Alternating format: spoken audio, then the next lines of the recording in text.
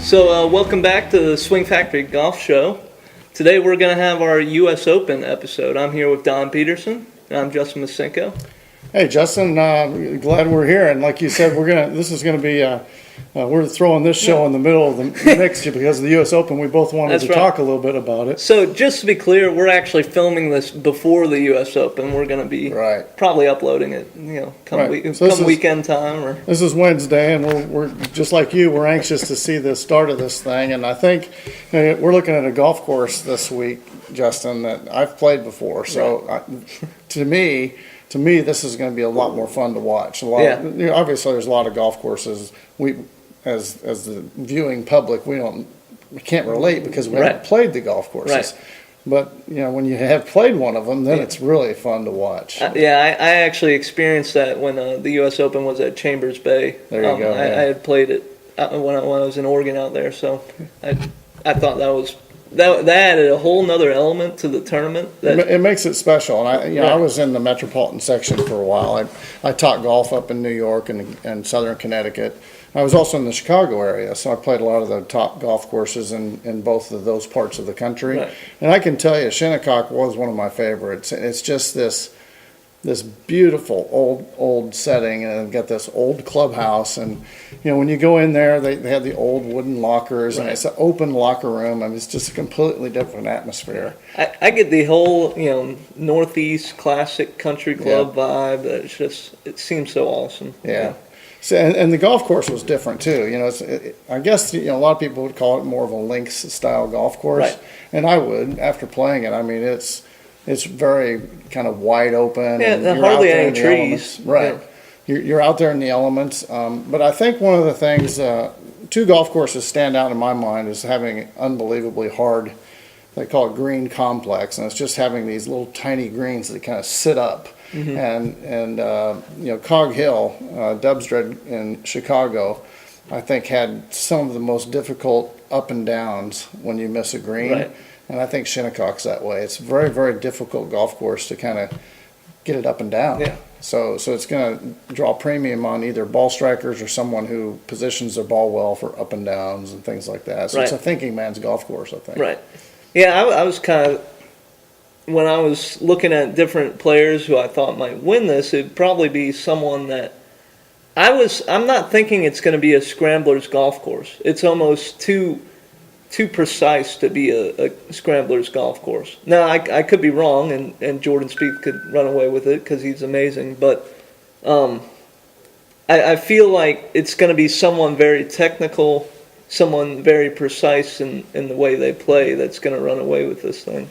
I would agree. You look at the winners who've won there in the past. You got Raymond Floyd, right? Mm-hmm. Wasn't an overpowering golfer. Right. Smart, very smart player. Put the ball where he wanted to most of the time. And then you look at Corey Pavin, right?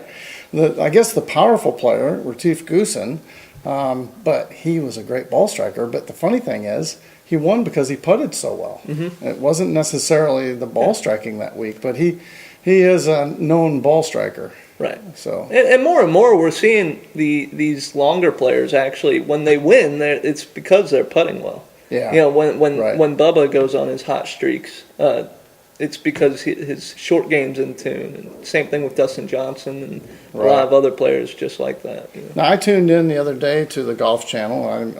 Obviously, we're all kind of watching and listening. Right. And I heard some talk about how in the past, the U.S. Open was known as this, it was the bear. It was the one that everyone was afraid of because you just never knew what was going to happen in the U.S. Open because they made it so difficult. Rock hard greens, right? Mm-hmm. Deep, heavy rough. And rough right up to the side of the green. So you remember Watson making that pitch out of real high stuff at Pebble Beach, right? You barely miss it, and you're toast. So then I think the USJ got really scared because they had a couple of setups that were it was almost too brutal. Mm-hmm. And I told you a story about when I was playing in college one time. I mean, there was a hole that had a very difficult pin placement on the side of a hill, and the greens were fast.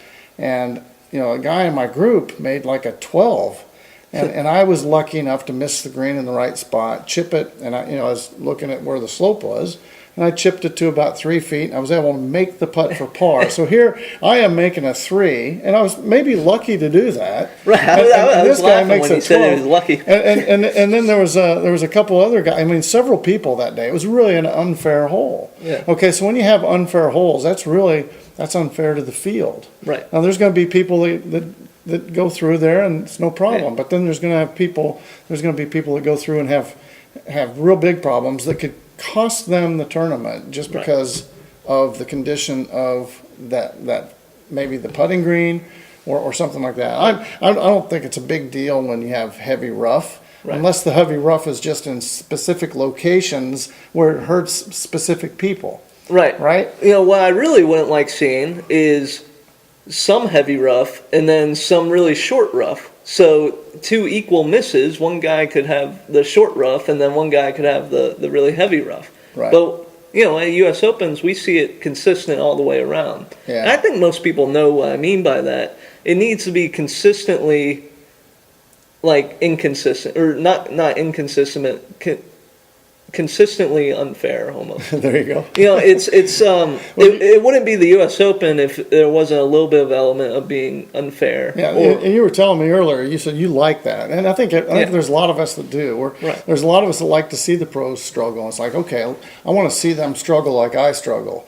I want to see them where par's hard. Yeah, and it's almost everybody assumes that you want to see them struggle because you like seeing them struggle. And a little bit I like that. But I really like when they, you see Tom Watson get out of a difficult situation around the hole. Right. And they really show their true colors on how amazing these guys can be. Yeah. And, especially with a course like Shinnecock where the undulations and the greens are going to be so crazy. We're going to see some fantastic putts. And I can't wait for that sort of thing. Right. So going back to potential winners, I'm looking at those people who've won in the past, and since I've played the golf course, I kind of think that could happen again. So we were going over who our picks would be, and you mentioned Justin Rose, and I think I don't know if that was your pick or not. When you said his name, I go, you know what? Maybe this is perfect timing. Number one, he's playing well. He's been playing well for several years. I mean, Justin Rose is probably the hardest worker that we have out there right now. He's one of the smartest and most talented players. Yeah. And I think he probably deserves to win this about as much as anybody. Yeah. And I think it's a good, you talk about horses for courses. I think this could be his course. Maybe it's a perfect course for him. And he just always seems to be on top of a major leaderboard. Yeah. And, when I was describing what type of player would win this tournament, and I said very technical and very precise. That's basically describing Justin Rose to a T. Yeah. He's probably the most technical guy out there. Yeah. So he actually made my list. Probably my front runner because that's not a huge stretch. I think I looked up earlier. He has 12-1 odds, and the only one beating him in that is Dustin Johnson has 9-1 odds. Yeah. What do you think about Dustin on that golf course? I think the way he's playing, he can take any golf course on. Right. His short game has to be really good, and it has been. And I think if anybody can overpower it, while it be very difficult, I think Shinnecock being a shorter golf course, Dustin Johnson can be the one to overpower it. When you're looking at longer hitters. Here's what I would say about Dustin Johnson, and he's bigger than me, so I'm glad he won't be around.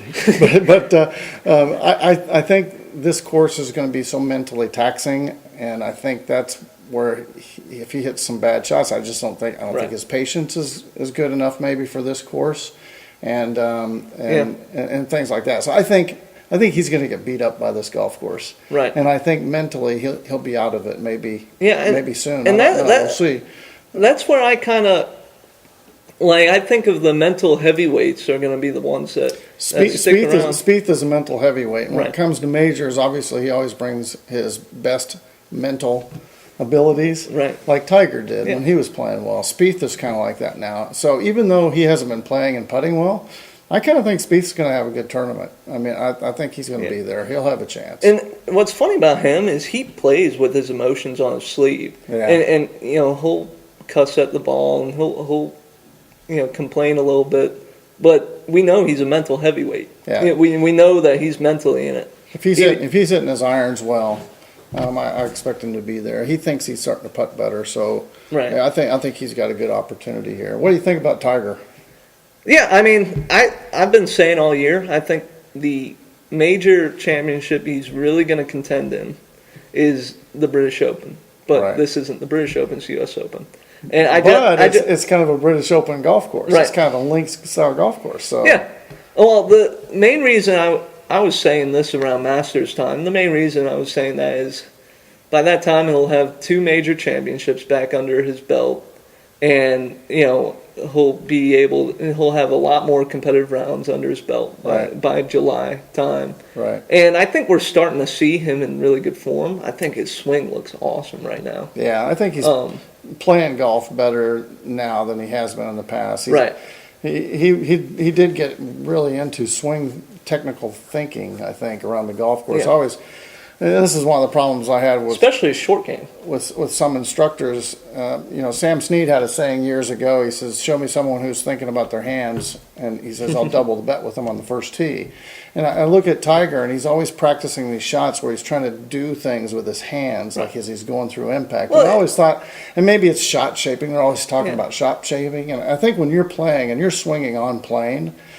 And I talked to David Duvall when he was in town here, and I talked to Tommy Aaron, and I've talked to several players, and they told me, Don, the golf swing's all in the hands. Well, sure it is. My thought was, sure it is. When you're swinging perfectly and you're on plane, all you have to do is hold on to it a little bit through impact, and you hit a fade. Yeah. And if you let it go through impact, you hit a draw. Well, that's when you're swinging well.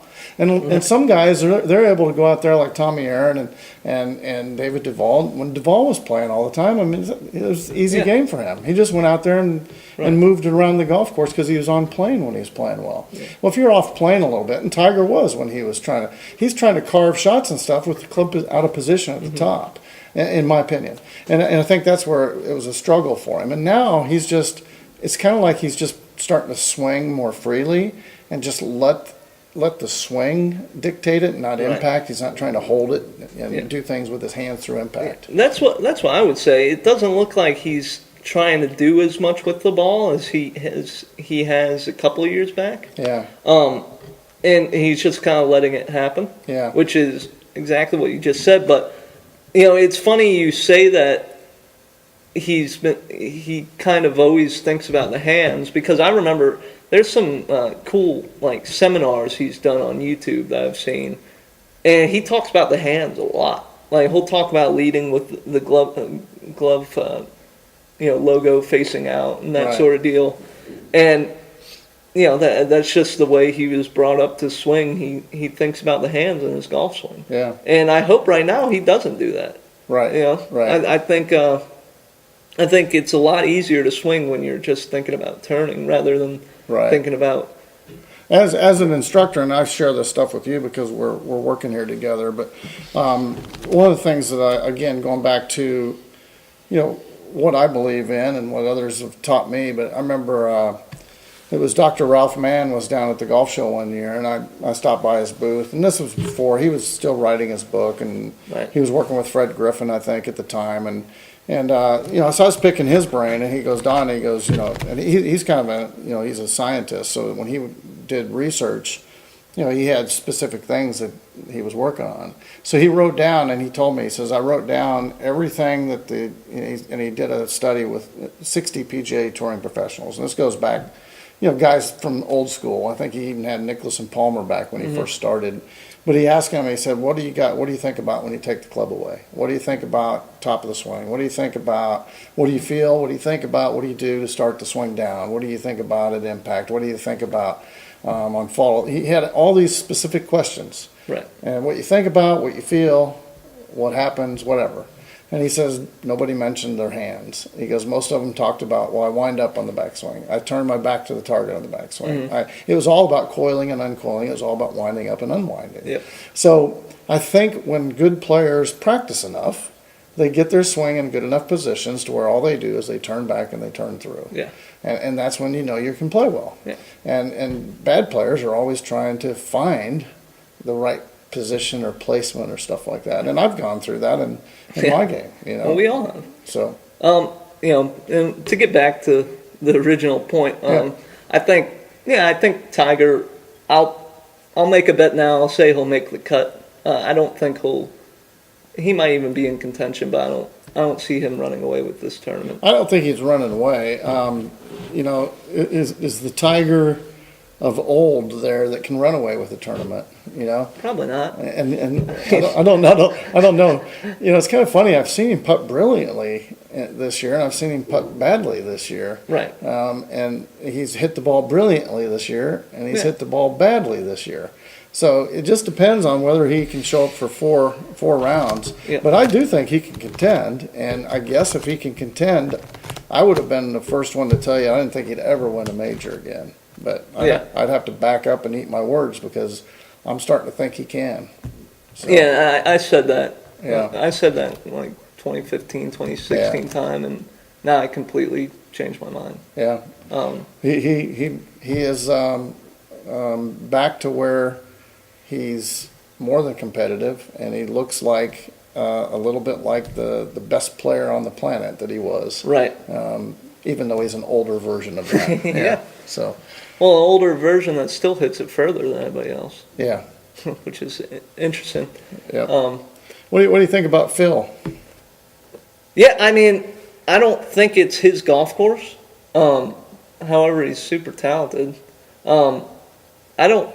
How did he play in that last tournament in Memphis this past week?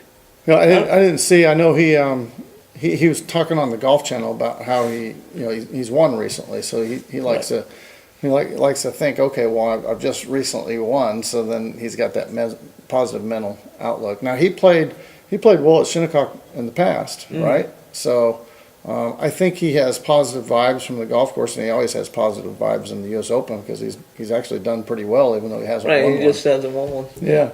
So I think he's like he would be one of my sentimental favorites. I'd love to see him Right. win it. I mean, to complete that Grand Slam. You know, talking about how important short game is and being creative around the greens, he's definitely one that can take advantage doing that. Yeah, there's no doubt. But you know, like I said, I see someone much more technical being more successful here. And Right. I could be wrong. I mean, Phil is just so talented. He might eat my words, but you know, he wouldn't be a front runner for me. Right. One guy I kind of have my eye on right now is Brooks Koepka, and he's been battling injuries at the beginning of this year, but I really love his golf swing, and he's come back on the scene here, played well in a couple tournaments, and I think he's someone, he probably needs to dial in his short game a little bit more, but the way he's hitting the ball, he's a great ball striker, and I think he can make some birdies out there, and you know, he just has to make sure that he leaves the big number off the card. Yeah, there you go. You know, and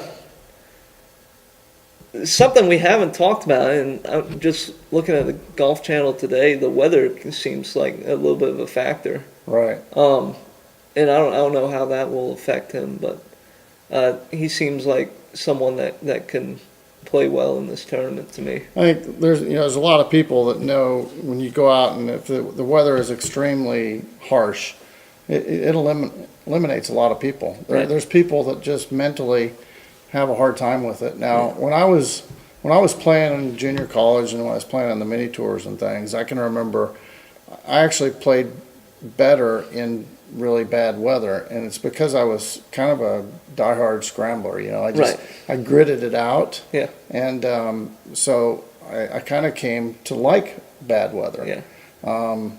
And there's players like that. I mean, Watson was a mudder, right? Yeah, well, there's certain guys that... The guy that comes to mind for me is Matt Kuchar. Yeah, I think the main issue with Matt is we were talking about mental heavyweights being such an advantage for this course, and that he doesn't have a major championship yet. And that could be an additional weight on him that kind of I mean, look at Sergio. It took him forever to break through. Right. And there's that whole pressure situation. With those guys. There's several. While a guy like Brooks, won last year, maybe that the weight is off his shoulders. He's able to release a little bit. So not too many back-to-back U.S. Open winners, though. Yeah, that's a good point. That's a really good point. But anyway, so you pulled up. We were talking about dark horses, and you pulled up a list of dark horses. Why don't you let's go through that list there, right? And we'll pick a dark horse. My favorite part about major championships is picking different. Somebody who could come. From anybody can pick nowhere. DJ. So the first.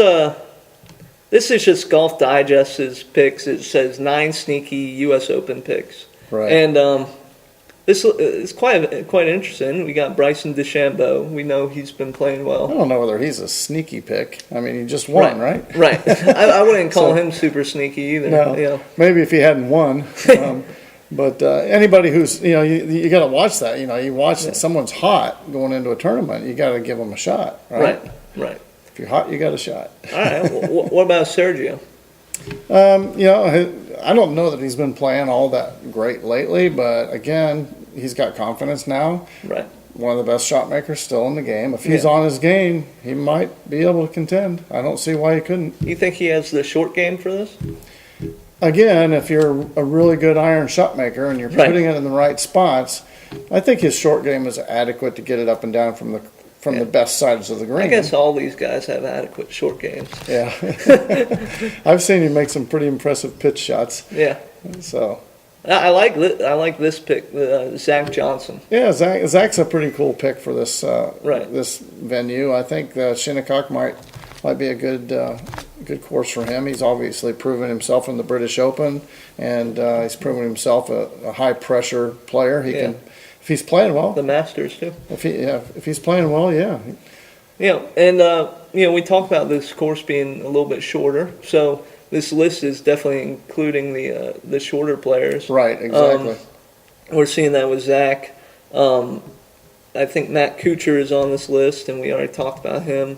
Right. And there's one, Louis Oosthuizen. Louis Oosthuizen. Well, he's got one of the most efficient golf swings in the history of the game. It's incredible. So him, going around that golf course. I mean, there's going to be people who are just struggling the whole week, and you look at someone who swings it as well as he does, and if he gets on, it'll be like walking around shooting. You can, if you hit it really well, no golf course really plays that hard. I'm trying to think of his past, and and he plays well at links golf courses and British Opens, so we're going to see something similar at Shinnecock. So that's good. Xander Schauffele's another player. Yeah, he's got a great swing for being a young guy. Probably a little bit early to say he'd win a major right now, in my opinion. Right. I mean, anything could happen, but he is bursting on the scene and definitely a great golf swing. Right. And then Webb, he just won the Players Championship. I would see these other guys taking the U.S. Open before Webb right now, but that's also another shorter, flat swing, very precise. Yeah. It's kind of funny. You look at that list and a lot of short hitters with a little bit flatter swing styles. And I remember I was listening to the Golf Channel, and Brandel Chambly talked about how the U.S. Open is made for upright swings, and he mentioned Jack, and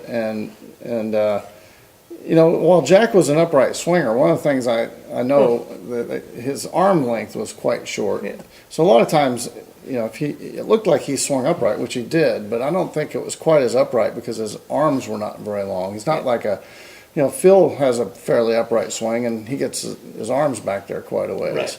And he's got long arms, and some of these other players, Adam Scott, a little bit more. Bubba's got long arms. Extension. Bubba's got long arms, but Jack had these shorter arms, so I really think he stayed real connected. But you go back and it's easy to pick Jack.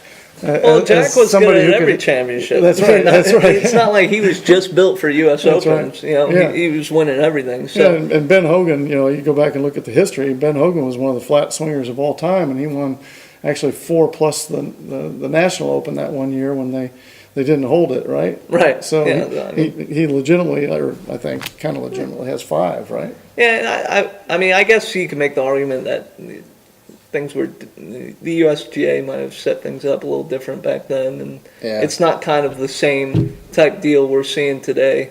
I don't know.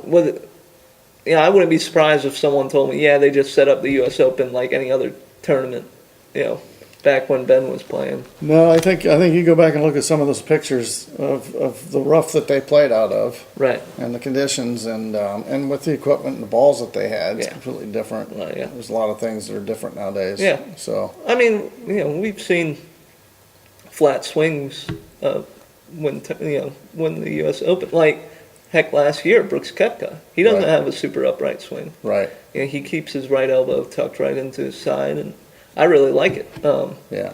He has a swing pretty similar to Tiger's.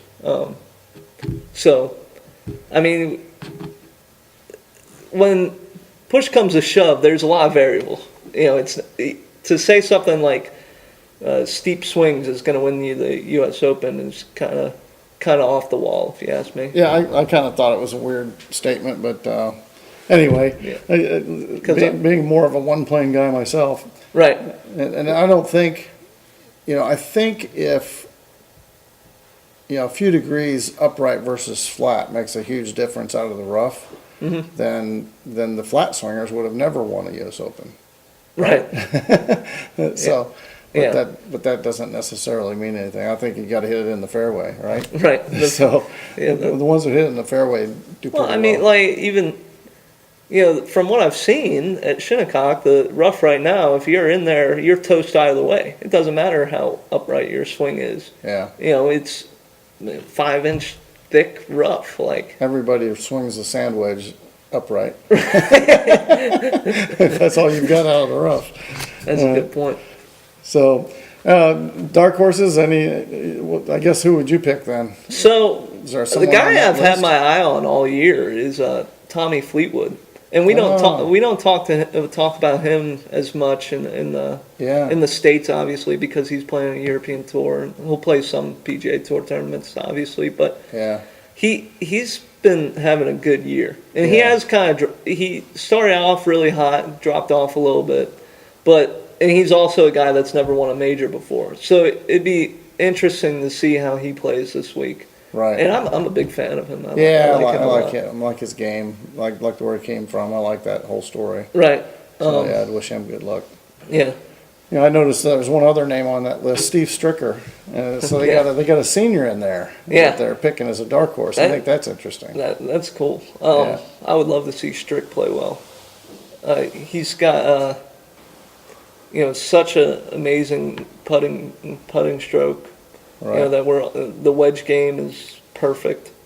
Length has always been a challenge for him, and hopefully this week it's not as big of a challenge for him.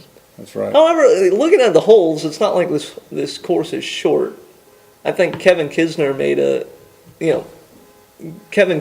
a comment earlier this week saying he was hitting the 3-wood into number 9's green, which is like a 460-yard par 4. I'm guessing it is into the wind, and Yeah. And Kevin Kisner is another one that's pretty similar to the guys we've been talking about. Right. Another short hitter. Yep. I think of Zach Johnson, Kevin Kisner, Webb Simpson, all in the same breath. Right. But right. Yeah. Well, it's going to be interesting to see, and it starts tomorrow, and we'll be on the when we release this, we'll see how accurate we really That's were. right. We threw out a lot of names, but to be fair to us, we kind of kept the big names to a minimum. Yeah. Anybody could have said DJ and Jason Day and all that, but yeah. Well, I think we're almost talked out. I'm Don Peterson. I'm Justin Masinko. You've been watching the Swing Factory Golf Show, so tune in next time.